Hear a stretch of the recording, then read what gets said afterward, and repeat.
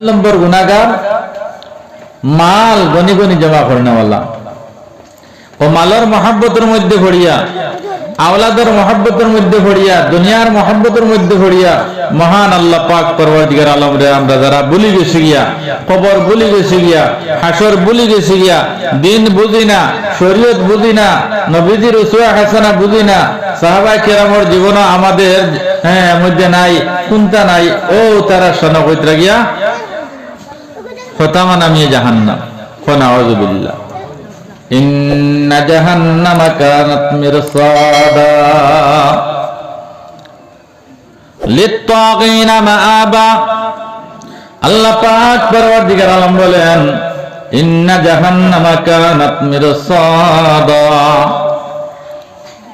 আল্লাহ জাহান্নাম ওগুনিরে তৈয়ার করছেন মানাইছেন কিতার লাগিয়া লিত্তাগিনা মাআবা যারা সরকশ নাফরমান নিমক হারাম আল্লাহর হুকুম রে লঙ্ঘন করিয়া চলনেওয়ালা তার লাগিয়া লাবিসিনা ফিহা তাবা হামেশা হামেশা সেই জাহান্নামের আগুনের মধ্যে আমরা সে জ্বলিব নাউযু বিল্লাহ।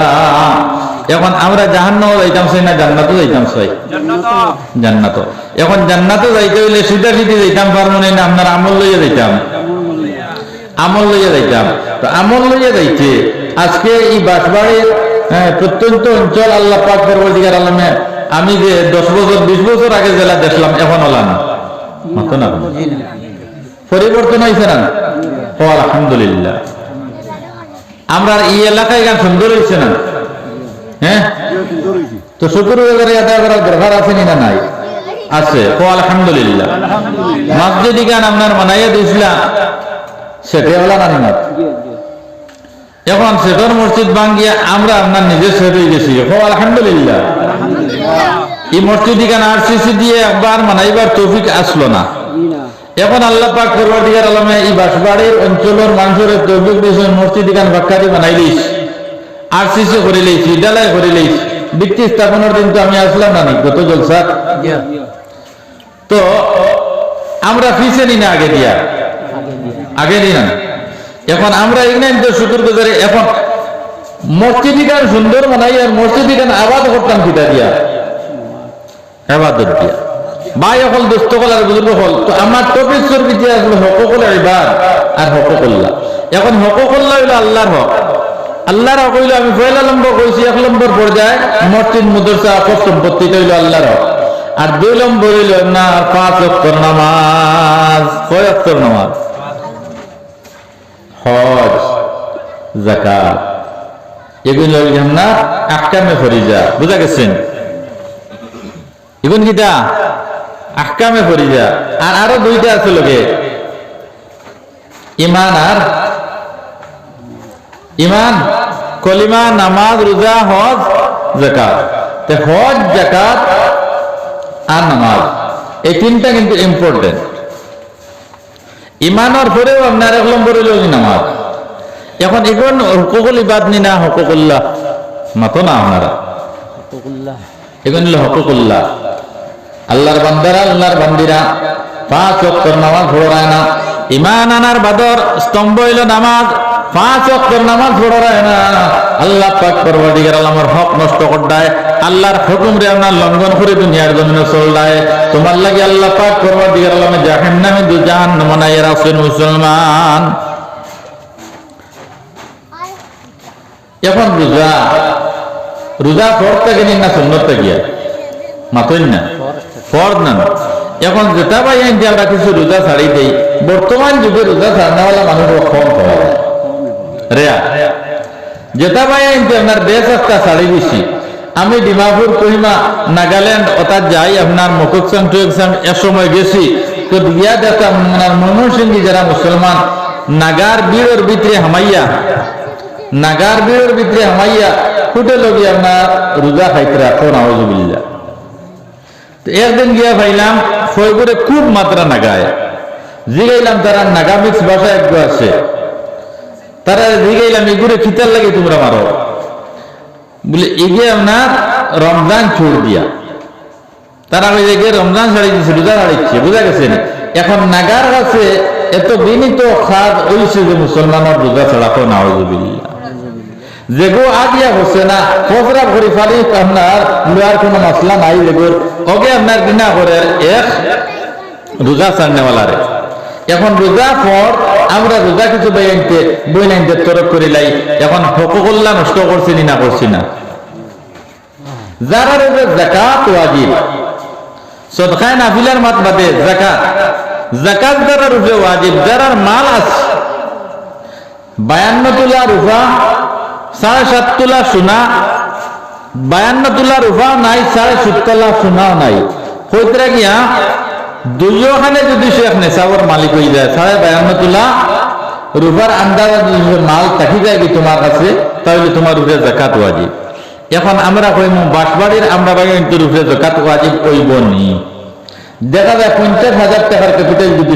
তোমার কাছে তোমার উপরে যাকাত ওয়াজিব এখন আল্লাহর বান্দি তুমি যাকাত প্রদান করতে না যাকাত দেরায় না এখন তুমি আল্লাহর হক ধ্বংস করছেন না মানুষের হক ধ্বংস করছেন আল্লাহর হক না হকুকুল্লাহ ধ্বংস করি কাল কিয়ামতের দিন আল্লাহর দরবারে জবাব দিয়ে ছুটি দাম পারবো না এখন দেখবা যাকাত কইরা 1025 টাকা লাভ 2500 আর যাকাত দিলে মাল কমে না বাড়ে সুবহানাল্লাহ যে মানুষে গনি গনি যাকাত দিব তার মাল বাড়বো কমতো নাই এখন তুমি যাকাতের মালিক নাই শুদ্ধাও যাকাত দিলা এখন কইতরা যাকাত আদায় হইব নি মাসলা বুঝা গেছেন যাকাতের মালিক নাই নিসাবর মালিক নাই এর বাদে তুমি যাকাত দিলা তোমার মাল গুণটরে পবিত্র করবার লাগিয়া পবিত্র আপনার শুদ্ধ করবার লাগিয়া ই হাইসিয়তে যদি যাকাত দিয়া দাও তুমি যাকাতের মালিক নাই তে আল্লাহ পাক করবার দিকে আলমে তোমারে ওসিরে কম সময়ের ভিতরে তোমারে আপনার মালের মালিক বানাইয়া দিলেই বা সুবহানাল্লাহ তো হইতরা হকুকুল্লাহ আর হকুকুল ইবাদ হকুকুল ইবাদের মধ্যে আছে মানুষের গিল্লা শিকায়ত মাবাফর নাফরমানি প্রতিবেশীর নাফরমানি প্রতিবেশীরে কষ্ট দেওয়া আর হকুকুল্লাহর মধ্যে আছে মসজিদ মাদ্রাসার হক আল্লাহর হক আর 5 ওয়াক্তের নামাজ রোজা যাকাত ইত্যাদি বুঝা গেছে নি ইগনাইন যদি আমরা মূল পুঁজি ছাড়ি দেই তাহলে সারা রেখা ভাই হল দুস্থকলার বুজুর্গ হল আমি হাদিস শরীফ পড়েছি আপনার সামনে মানে আকালা তাইয়্যিব মুআমিলা ফি সুন্নতি হালাল রিজিক খাইতাম সুন্নতের উপরে আমল করতাম ও আমিনান নাসু বাওয়াইকাহু দাখালাল জান্নাহ প্রতিবেশীরে কষ্ট দিতাম না জান্নাতে যাইমু কি সুবহানাল্লাহ এখন হালাল রিজিক কাকে বলে হালাল খারে বলে যেমনে তেমনে উপার্জন করিয়ে যা খাইতা হালাল আমরা কাছে ও চারটা আপনার স্মরণীয় মাথা নাথা না মিশা যেমনে তেমনে উপার্জন করিয়া যা খাইতা হালাল মনে করি এখন রোজগার রুজি বৈধ পন্থায় হইতে পারে অবৈধ পন্থায় হইতে পারে সুপারির ব্যবসা হালাল না আরাম মাথা না কেন হালাল না এখন সরাত পয়সা দিলেইস মাত বুঝাননি সরাত পয়সা দিলেইছি এগুলো হারাম হইবে না হালাল হইব হারাম তোরও পয়সা দিলেইছে ফলা তোর বার করছে আবার সরি জায়গা গেছে না তোরও পয়সা দিলেইছে হারাম এখন গুয়াবাড়ি আমরা লই না এখন বিচার আমার কাছে নাই বুঝছেন জানি আমার খাওয়াইল কি আমার আলাই নাই লাল বেলা যেমন আপনার আছে জানিও নাই আপনার খানার মধ্যে পৌঁছাইয়া দেবা তো ভাই এখন দুস্থ হল আর বুজুর্গ হল নবীজি ফরমাইছেন মান আকালা তাইয়্যিবা আমার উম্মতের হালাল দিকে কোন সন্ধান করিয়া খাও ওয়া আমিলা ফি সুন্নতি সুন্নত রূপে আমল করো আল্লাহর বান্দারা আল্লাহর বান্দিরা হালাল দিকে করুন অনুসন্ধান করে না হারামের মধ্যে নিমজ্জিত থাকে হারামের মধ্যে ফাঁসিয়ে থাকে এখন সুন্নত কোনটা আইতো সুন্নতের মহব্বত কলিজার মধ্যে আইগুন আগে তো আপনার পথ প্রশস্ত হইতো এর বাদে সুন্নতের উপরে আমল করবায় হালাল রিজিক খাইবায় প্রতিবেশীর আশপাশের মানুষের কোনো নমুনার কষ্ট দিতে না চাই আপনার হিন্দু হোক জৈন হোক বৌদ্ধ হোক খ্রিস্টান হোক তারা কষ্ট দিতে না নবীজি ফরমাইতে তোমার ঠিকানা জান্নাত সুবহানাল্লাহ অন্যত্র আল্লাহ কইছে আল্লাহর রাসূল কইছেন ইন্নাল হালাল বায়্যিনুন ওয়া ইন্নাল হারাম বায়্যিনুন ওয়া বাইনাহুমা মুস্তাবিহাত হালাল দে আল্লাহ হালাল করিয়া দিলাইছে হারাম রে হালাল করিয়া আপনার হারাম করে চিহ্নিত করিয়া দিলাইছে আর এর মাঝখানে যে কিছু জিনিস আছে হালাল এবং হারামের মাঝখানে যে কিছু জিনিস আছে যেটা হইতরা সন্দেহস্থিত জিনিস, সন্দেহযুক্ত, এটা হালালও হতে পারে হারামও হতে পারে। এখন বৈধ উপার্জন হালাল, গরু হালাল, মুরগ হালাল, খাওয়া হারাম। বুঝা গেছে?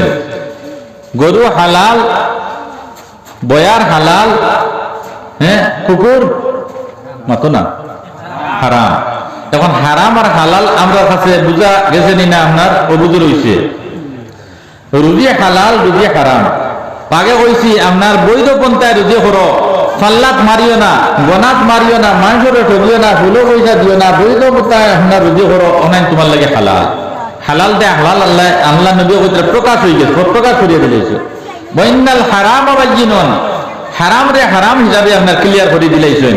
কুকুর হারাম, মেকুর হারাম, হিয়াল হারাম, বান্দর হারাম, তোলা হারাম, আর মানুষের আইল তোলাও হারাম। বুঝা গেছে?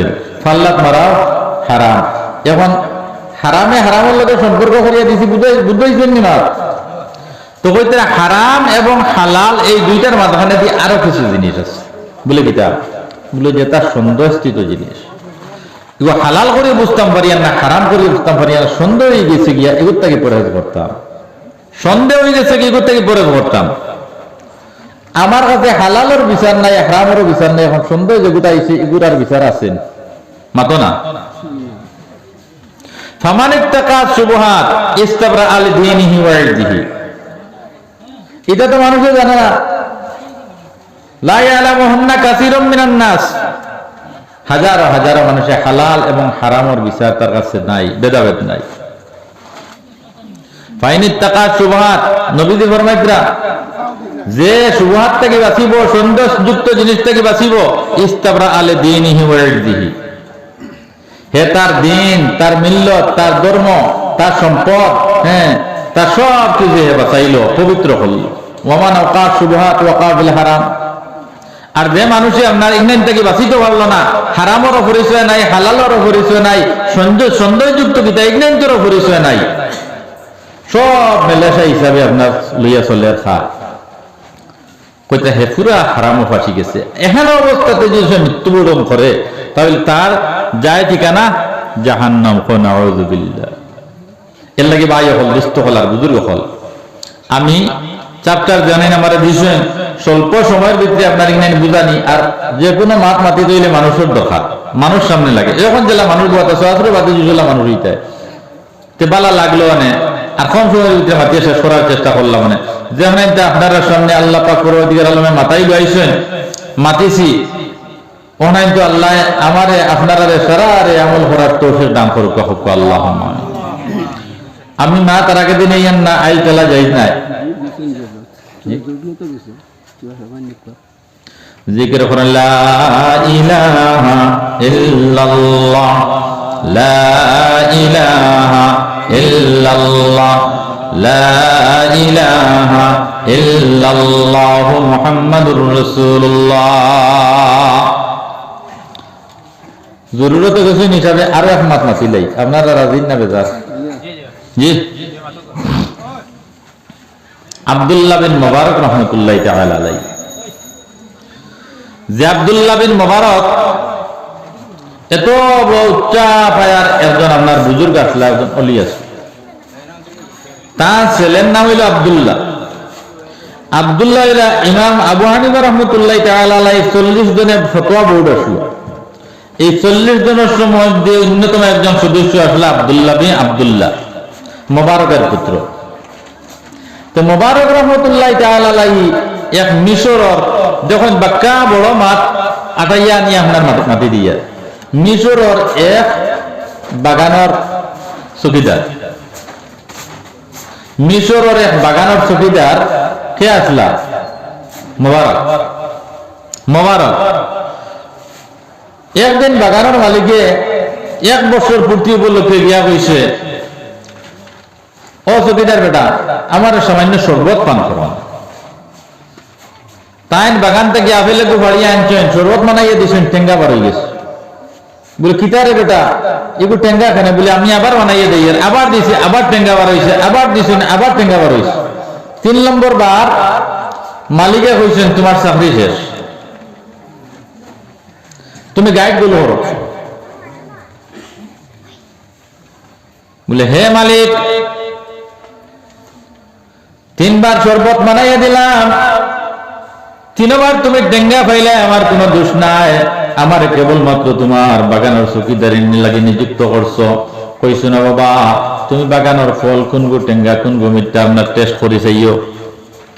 আমার কেবল চৌকিদার বানাইছো, যার কারণে অনুভূতি শক্তি আমার হইছে না তোমার বাগান সম্পর্কে। ফল মিঠা টেঙ্গার আমার অনুভূতি নাই, 3 বার বানাইয়া দিলাম, 3 বার তুমি টেঙ্গা খাইলে, আমার কোনো দোষ নাই। বলে বাবা, আজকে তাকে তোমার চাকরি ক্যান্সেল, তোমার গাইড বুঝ কাটাও, গাইড বুঝ কাটাও, বিছনাপত্র গুটাইলাও। আর ও দেখ রানী গুড়া গুড়ার ভেগিয়া উঠো, চিন্তা করলা রে বেটারে টেঙ্গা শরবত খাবাইয়া মনে হয় ওনার বাড়িতে নিয়ে বাদাম দিত। ডরাই ডরাই গিয়ে গোড়া তুটিলা, মালিকে বাড়ির মধ্যে লইয়া গেল। বাড়ির তার দরওয়ানা খুলে রাখলে, হে বাড়ির দরওয়ানারা, অনতিবিলম্বে দরজার গেট খুলো। দরজার গেট খুলিয়ে দেওয়া হইল, আর মোবারক দেওয়া হইল। ওই যে দেখ রায়নি এত সুন্দর একটা ঘর, এত সুন্দর একটা ঘর, ও ঘর ওখান তোমার, ও ঘরের মধ্যে তুমি বসবাস করতায়, ও ঘরের মধ্যে তুমি রইতায়, বাগানের চৌকিদারি করিয়া জাহানের মূল্য পাইতায়, আমি তোমার গৌরব বইয়া মূল্য দিব। চিন্তা করলা রে ব্যাপারটা কি?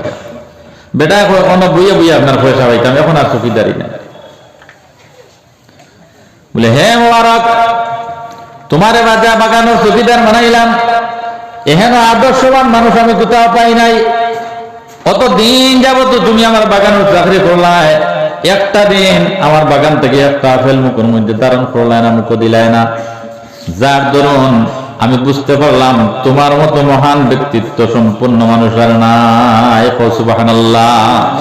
আমার অনুভূতি এসে গেল, আজ থেকে তোমার বাগানের চৌকিদার নিযুক্তি দিয়া আর তোমার পয়সা দিতাম না, তোমার গৌরব বইয়া বেতন দিতাম। সুবহানাল্লাহ। আমার ভাই হল, দুষ্ট হলার বুজুর্গ হল, তাকওয়া এমন একটা নিয়ামত, পরহেজগারি এমন একটা নিয়ামত, যে মানুষের পরহেজগারি অবলম্বন করে লইব, তাকওয়া অবলম্বন করে লইব, আল্লাহ পাক পরওয়ারদিগার আলমে তারে উন্নতির উচ্চ শিখরে নিয়ে পৌঁছাইয়া দিলেইবা। সুবহানাল্লাহ। আল্লাহর মারি হতে পাইলিব। দেখুন, সামান্য একটা আমলের বিনিময় আল্লাহ পাক পরওয়ারদিগার আলম এখান থেকে আপনার জঙ্গল থেকে নিয়ে আপনার মঙ্গল তুলে দিছে, মাত দিতে গেছেন। ভাই হল, দুষ্ট হলার বুজুর্গ হল, ও হারাম কি বুঝতো আপনার সংক্ষেপে বুঝাইছে, বুঝেননি? বাক্কা লম্বা ওয়াজ, 1/2 ঘন্টার ওয়াজ। হারাম কি বস্তু সংক্ষেপে বুঝাইছি। ও কইতে কি হালাল তরিকায় দুনিয়ার জমিন সংসার যাপন করো, আল্লাহ পাক পরওয়ারদিগার আলমে একদিন হইব তোমার এই দুনিয়ার হয়তো এই বাসবাড়ি অঞ্চলের বাসা বানাইয়া দিলেই তো পারে। সুবহানাল্লাহ। এর লাগি আল্লাহ আপনার থেকে আমরা সবরে আমলের তৌফিক বেশি বেশি করিয়া দান করুক। আল্লাহুম্মা আমিন। ওয়া মা আলাইনা ইল্লাল বালাগ ওয়া আখিরু দাওয়ানা আলহামদুলিল্লাহি রাব্বিল আলামিন।